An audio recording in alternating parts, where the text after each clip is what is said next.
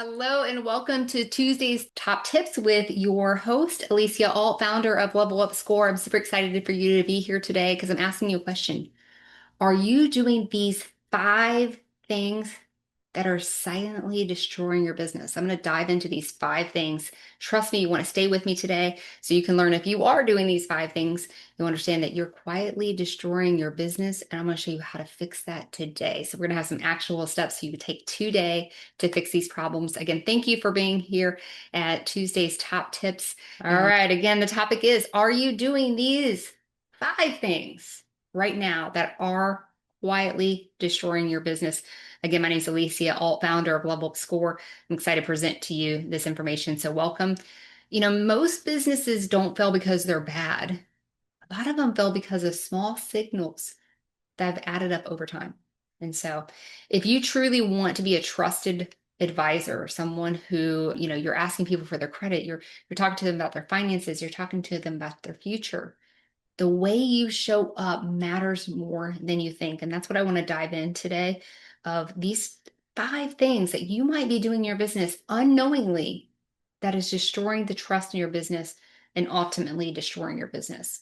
So again, thank you for being here today.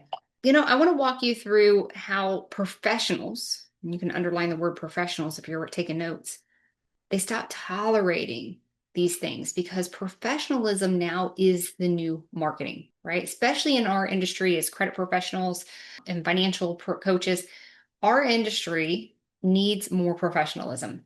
And people are out there looking for people who are presenting themselves as professionals. This is the new marketing in our industry. And so I want you to think about that as we go into this Tuesday top tip, because this is especially important for our industry. Now, I want to just kind of frame this out for you. This is not about shaming anyone. It's about awareness. Okay. I'm not pointing fingers at anyone. I'm just bringing awareness to our industry and to just professionals everywhere about how you show up and how that matters, and how if you're doing these five things, it's not about shame. It's about awareness. If you're doing these five things, hey, you can look at these five things and say, hey, this is silently, quietly destroying my business. And what can I do to stop those and correct that? So I'm going to give you those tips on how to do that today. I'm not just going to tell you the five things, but I'm going to show you how you can correct those today so that you can establish this very trustworthy professional business that I know each and every one of you want to have with your business. So again, welcome. So I'm going to go into the five things. And the number one thing that I want you guys to think about is the negative signals that actually start to deflate trust. And these are things you probably don't even think about, but these are what I call the quiet trust killers. That is using your social media and other outlets to publicly vent. I want you to think about that. Think about your own social media, and are you publicly venting on that? Are you participating in industry drama? Are you doing emotional posting? This using social media as your diary. Are you complaining while selling professional services on your social media or other media outlets? So, what do you think about that for a second? Now, I was in a class with Israel Cordova yesterday, and he was talking about how do we grow our business, right? How do we grow our business? And one of the things that he mentioned, which we all know is obvious, is that social media is a great outlet for growing our business. And so he was presenting this idea of having, 4 hours minimum of content that you produce on social media. And as he was going through that, then he kind of stopped and he said, but before you guys do that, it's really important that you clean up your social media profile, because he said you can produce a lot of great content building trust with someone, and then they're seeing this and they're seeing this, and then all of a sudden you do some kind of negative bull crap, is what he called it, on your social media, and without you knowing it, you've already taken away from the trust that this person has built from all the other good stuff that you posted. People don't want to hear your drama. People don't want to hear negativity. They're already dealing with their own negativity in their lives. They don't need more of it from you, of the person that they're hoping to come to support them, that they can build trust in to get them into a better place. Think about that for a second. Now, what Israel did say is if you have to have a social media place where you have public venting and industry drama and emotional posting and complaining about complaining, do it on a social media platform or media platform that is not where you're directly selling to your clients, right? So, Israel Cordova talked about that he's on TikTok. And so TikTok it's only for this purpose, right? And that's where he's able to establish and grow his business. So it's not that you can't do it on another platform. If you want to have emotional drama, let's say on Facebook, but that's not where you sell, go ahead, right? But I would even venture to say that a lot of people cross reference different social media. So you might have an audience that's looking at you on, let's say, TikTok, but then they're also on Facebook and they're also on Instagram, and they're also on this. And if they see you show up in those places with negative posting, right?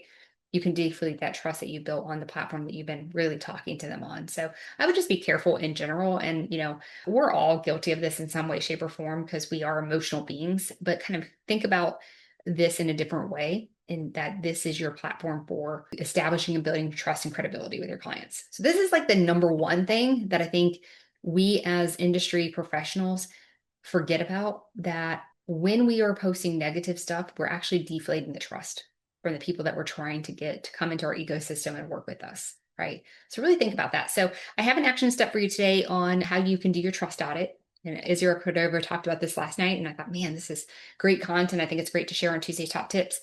But look at your content today. Go through your content, especially before, if you're not doing any social media marketing, I'm telling you, you need to. But before you do it, just like Israel said, go through your content and delete the negative stuff. Delete the stuff that doesn't fit. You should have a niche, and I've talked about niches forever, but you should have a niche. You should know who you're talking to, and you should know how you're supposed to talk to them, like all the things. And anything that doesn't relate to that needs to come off that platform. And so going through and auditing that and getting off all that stuff. So you might want to look at it as if you were a stranger, if you were a client that would come in and see your content, a potential client, a potential referral source, a potential professional like a financial advisor or loan officer or real estate agent. Remember that when someone refers to us, it's a direct connection to who they are. So a lot of people are very leery about referring because they know that's gonna reflect on them. So know that they're also looking at your social media to see how are they going to reflect, right? So it's really important. I think this is one of the number one things, and it's one of the 5 quiet destroyers of businesses, and that is negative signals that deflate trust. So hopefully you guys will take me up on that offer and clean that stuff up. It's not needed in the professional world, right? So let's look at number 2. Social media is your silent sales rep. And I want you to really think about this. And it kind of relates to number 1, right? Clean it up. No one wants to see your negative stuff. But social media is actually your silent sales rep. And some of you know it's your loud sales rep, right? Because you're out there and you're purposely marketing on social media to get those clients into your ecosystem. But I think we don't realize how many people are actually watching us that aren't engaging, but will later engage because of our social media. So what I want you to think, kind of frame yourself around, is thinking of social media as being your marketing sales rep, an employee. So if you had an employee who was posting stuff for marketing purposes, I'm guessing you would be really strict on what that post was, that it actually related to the product or service that you're selling. I'm guessing you would be real strict on how that message is relayed. I'm guessing that you would be real specific to the audience you're speaking to, because you would niche down and you would know what that audience is, what their pain points are, what they need from you. And I'm guessing that everything you post would be directly related to the prospects that you're trying to bring in, pouring in value to them, giving them information, right? Helping them understand what you do, helping them understand that you understand their pain points and that you can help them, and you got the journey that's going to take them from where they're at to where they want to be. That is what you would probably have as your SOP for a sales rep. So I want you to think about and put that thinking cap on every time you post. Is this post something that you would have your sales rep do, right? Are they posting about your business? Are they posting about for your audience?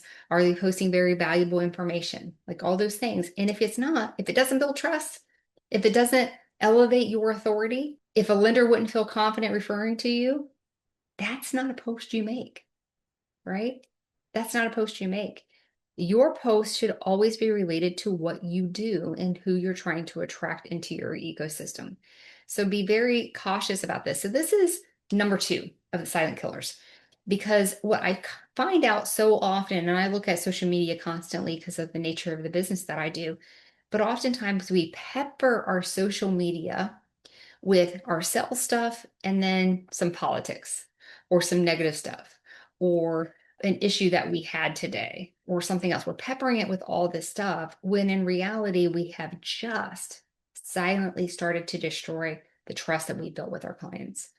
So again, think of your your social media as your sales rep. They have a job, they have a strict job, they have a role to take, they have an SOP to follow, and that it's not an emotional place. It's not your journal, it's not your diary, it's not your venting space. It is a place where you are marketing to your clients. There's other places you can vent. You guys know I have the Millionaire's Journey and we have journals. Buy one of our journals, get a notebook, write it down in a notebook. Social media is not the place for that. Okay, so that is number 2. Let's move on to number 3. Number 3 is the temporary signals that cost you opportunity. Now, I see this a lot in our industry, and I kind of understand it. We come into this space and we're trying to build a business. We're not putting that cape on that we are an actual business owner. It's almost like a hobby. We're trying this out. We're going to see what happens. But what we end up doing is we end up creating these temporary things, right? And people see that. And so if you really truly want to have a business, we got to follow what other businesses do. So for instance, a professional business would have a website, a working website. Okay. No website equals you look temporary, right? Your website doesn't have to be fancy. It could be a simple website because here's the thing. Websites, I always call them the brochure of your business. All it does is it gives a high level overview of what the service is you provide. But what it really is, its only sole purpose, in my opinion, is that it lets people know that you are credible. It lets people know that you're an actual business. It keeps you from looking temporary. Okay. The next thing, and this I see all the time, and you guys will hear me because those of you who have been coached with me and you send me an email and it says creditrepair@gmail.com, I'm going to have a conversation with you. Your email address should not end with @Gmail, @Yahoo, @Hotmail, or any of those things. It should have a domain specific email.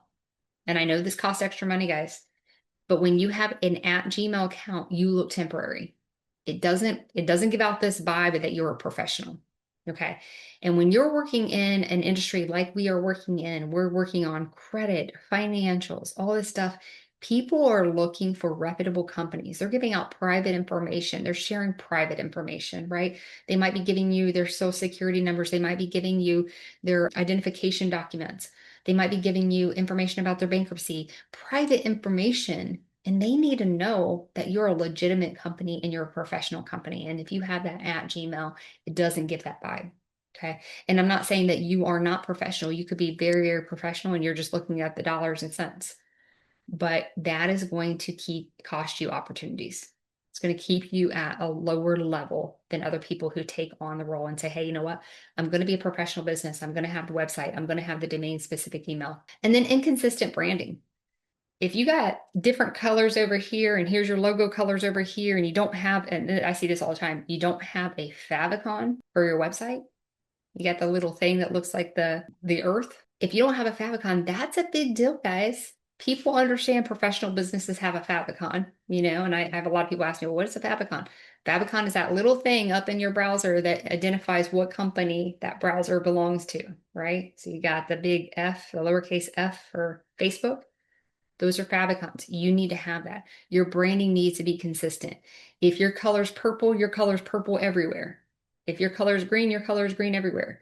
If you use this font, your font is used here everywhere. So having that consistent branding is really important. When you have inconsistent branding, and I know you guys have seen this before, but even if you're not doing it, you've seen it on other people's stuff where it's inconsistent branding. Right away, you're like, not very professional. Okay. I went to a person who I admires website the other day, and I won't call out names, but I went to their website. Beautiful website. Spelling errors. Guys, you have to look at that branding. Everything that you do is representation of the type of professional you are. So you do a website.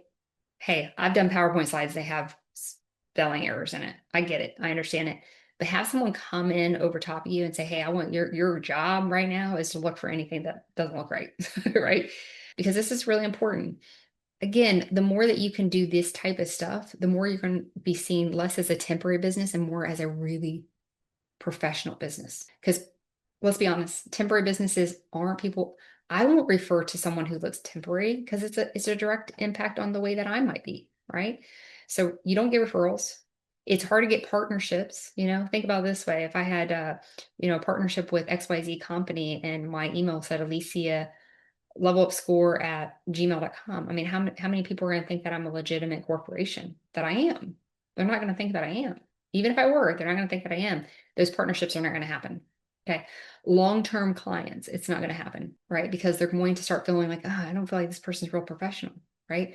So it's really, really important that you take out those temporary signals that are costing you opportunities. So here's an action step for this one. I call it the 72-hour professional upgrade. Go get that domain-based email. Get it right now. Make sure you have a working website. And guys, you can't tell me that you're waiting on someone to develop your website. There's AI that'll do it right now today in a couple minutes. So get a working website. It doesn't have to be perfect. I'm not saying any of this has to be perfect. Okay. It just has to be done. And then clean up your bio. Clean up your professional photos. Make sure you have professional photos, clear professional photos. And if you can't get those, take your image and put it in a good AI like Remy and get some professional photos that way, because these are so important to your branding and to help you not look temporary. Okay. Have you ever seen a business card with someone's image on it and it's all blurry and it's like you can tell it's like a snapshot they took in their bathroom? That is not going to give you the professional look that you want. So this is your 72-hour professional upgrade. Get that domain-based email. Make sure you have a working website. Make sure you have clean bio and professional photos. Again, we talked about number 1 and number 2, clean up that social media account, stop posting negative stuff, right? Make sure that your social media is looked at as a sales rep in your organization, not as a journal, a diary. And here's number 4. And this one, a lot of people are guilty of. And I actually have been guilty of it numerous times in my career. But, I was working with Alex Hermosi and he said, your free stuff is a representation of how good your pay for stuff is. So low value output equals low value perception. People judge your paid offer by your free material. And this is really important. And I love what Israel Cordova said on his class last night. He said, listen, you need to be pouring out value over and over and over, free value over and over and over again to your consumers. Stop gatekeeping that stuff. Stop giving out free generic stuff that looks like you did it on a Word document, right? You need to have really valuable stuff that you're using, okay? And this goes to the software that you're using. This goes to the deliverables that you're giving. Free stuff doesn't mean good, okay? And so I'll talk about that in a little bit more, but you need to make sure that what you're providing to your consumers, that free material, is high value. Okay. If your free stuff feels rushed or generic, people are going to assume your process is basic. They're going to assume your service is replaceable. They're going to assume that you're not a real big you're not a professional. Again, this is where your typos and your branding and all that stuff is really important. So here's my action step for this one. Upgrade one thing this week. Maybe it's one of your guides. Maybe it's one of your checklists. Maybe it's one of your deliverables. And make sure that whatever it is, it's of high value. If you made a guide and you filled it up with a little bit of information and the rest of it, someone has to click on to pay to get the rest of it, clean that up. Go in there and give them the whole thing, right? So be very careful about providing low value output because you will get low value perception in your business. Okay. Now here is number 5. Professionals invest before it feels comfortable. Now, what I want to tell you, it's not about you start a business and you go out and you get all these different things that you have to have. You take 100 classes or you buy them and you don't take them and all this other stuff. That's not what I'm talking about. What I'm talking about is amateurs. They like to ask stuff like, how do I do this for free? They're looking for all the free resources that they can get to do their job. Professional actually ask a different question, a very different question. And it's, how do I do this right? How do I have, for instance, the best action plans like Level Up Score provides? How do I show my branding the most professional way that I can? How do I have the best website that I can that I can show that I'm professional? How can I, all of those things. How do I do this right? Not how do I do this free? How do I do this free is having a Gmail account at, levelupscore@gmail.com. That's having it free, right? But how do I do this right? How do I do this right? I need Alicia at levelupscore.com, right? I need to have specific branding. I need to have colors. I need to have fonts, right? I need to have a website that works, those types of things. If you want to charge confidently, you have to show up confidently, right? If you come out and you have all these things put in place, you don't look temporary, your social media is really good, you're pouring out a lot of value, you have high value deliverables that you're giving to your clients and your prospects, there's a whole different level you're put up on. There's a different price you can charge, right? Than the people who are at gmail.com, right? Who are, I had a client of mine who came to me for mentorship. And she also was working with another person for mentorship. And she's like, hey, I'm going to show you what, I'm getting ready to sign up with this person for mentorship. And here's what they gave me, what they're teaching. I just want to make sure that what we're doing together doesn't cross this because I want to, get the biggest bang out of my buck. And I'm like, oh yeah, sure. So she sent me the document of what this person's mentorship was. And it says, to contact me, go to at, blank at gmail.com. And I was like, what? And then the document was very poorly put together. It looked like a Word document. There was no consistent branding on it. And I had to call her up and I said, hey, these are the things this person's teaching you, but they haven't done it yet. They're teaching you how to make a brand, but they don't have a brand, right? And so again, just understanding that how you show up in everything that you do is going to help you or it's going to hurt you. It can silently prevent you from building trust with people and start silently destroying your business, or it can lift you up, elevate you, and put you at a different level, right? And so again, no shaming here. It's just think about all of these things. You have 5 things to look at in your business that could be quietly destroying your business. And I really want you to really look at those and consider those and see how can and I gave you ways that you can do it, but how can I fix this in my business today? So a reflection that I like to give is, what are you tolerating right now that your future self wouldn't? So if you're a business owner and you're looking at all the free stuff, but you see yourself in 5 years as this professional who's doing this, a large amount of clientele, you're really helping people, you're wearing the suit and tie, whatever. But today you're at gmail.com, you're tolerating stuff that your future self wouldn't. So kind of consider that. What are you tolerating right now that your future self wouldn't? Maybe you're using the free thing that's in the software that you have, but it's not real good, high quality stuff. You're just doing it because it's free, right? Would your future self be okay with that? Or is the level of value and service and professionalism that you want to provide your clients, your future self wants to provide for your clients here and you're over here? Fix that gap. What upgrade have you been avoiding? Is it the domain? Is it having the website, right? What are you delaying and avoiding that could really change things? Again, these are the 5 silent destroyers of your business that you can easily fix right now and really elevate your business and your professional status, give you more credibility, right? Elevate your business, give you more stature in the industry because you have these simple 5 things put in place correctly so they're not silently destroying your business. So why this matters, I want to talk to you why it matters in terms of lenders. And the reason I want to do that is because I am a lender and I work with a lot of you, but also because a lot of you out there want to or are working with lenders, mortgage loan officers, funders, banks, commercial real estate, all of these people. And what I want you to know is they're looking for professionals to work with.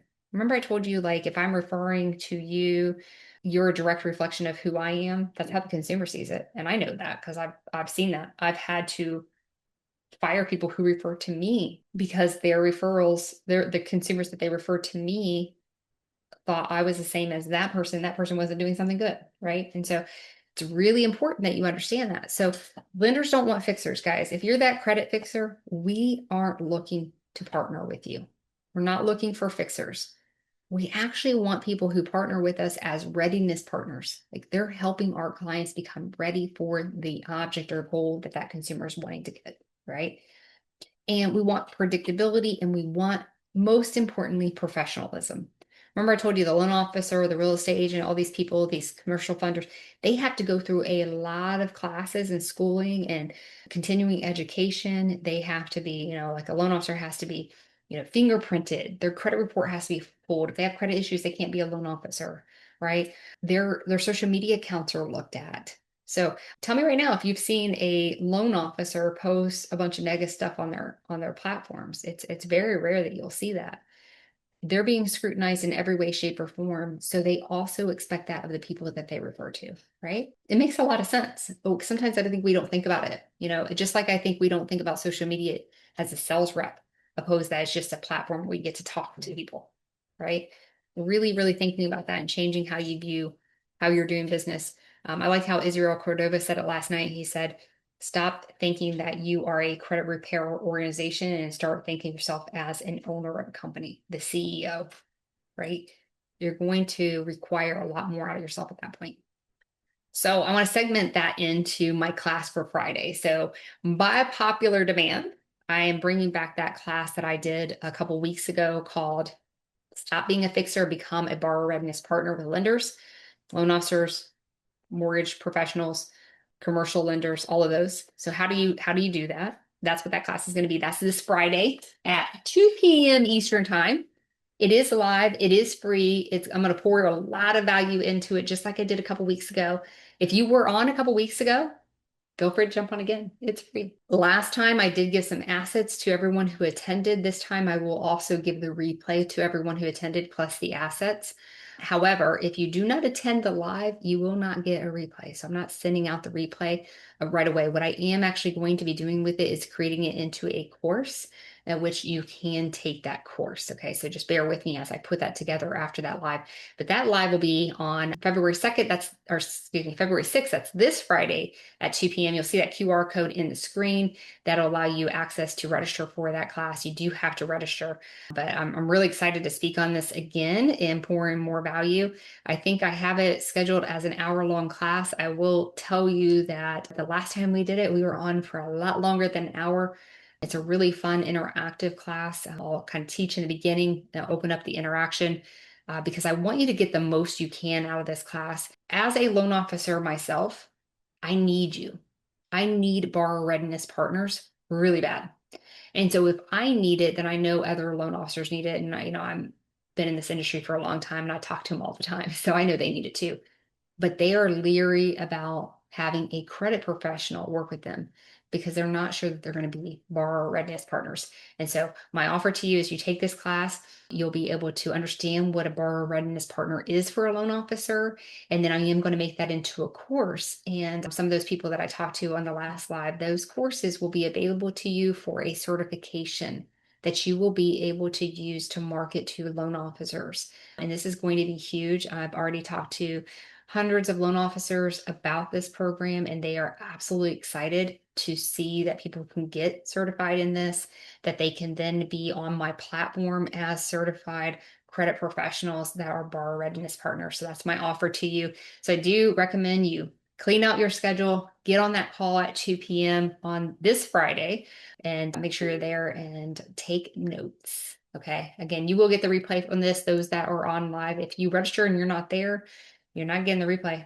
I just want you to know that only the people that are live. And the reason for that is because you don't get the context as much as if you're in the group with us and you're participating and you're understanding it. And I know that for a fact because I've done a lot of courses where I've watched the replay and I didn't get as much out of it as I could have had it been on the live. So you do need to be on the live to get the replay.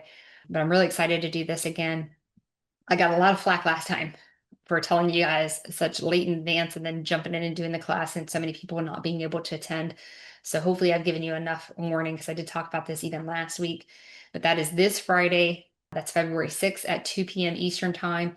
Use that QR code to register. You do need to be registered, and I'll see you there. Thank you for being Tuesday Top Tips. Hopefully I'm pouring in a lot of value to help you grow and scale your business and become the credit professional that everyone's out there looking for. Thank you for being a success boss here with Level Up Score. If you have any questions, you can always reach back to me. I appreciate you and have a great Tuesday.